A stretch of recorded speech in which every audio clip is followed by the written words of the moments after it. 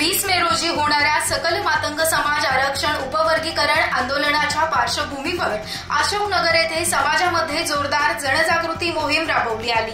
या मोहिमेद्वारे समाज बांधवांना आंदोलनाचं महत्त्व पटवून देण्यात आलं, तसेच मोठ्या संख्येने उपस्थित राहण्याचं आवाहन देखील करण्यात आलं।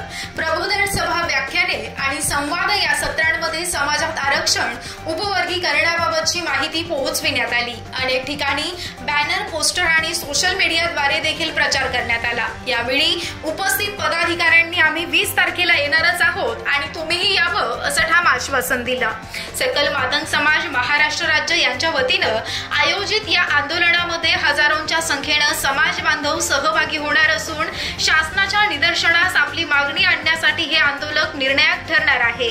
या आंदोलनाचा उद्देश समाजातील न्याय हक्क, आरक्षणातील समान वाटा आणि उपवर्गीकरणाची अंमलबजावणी यासाठी दबाव निर्माण करणं आहे।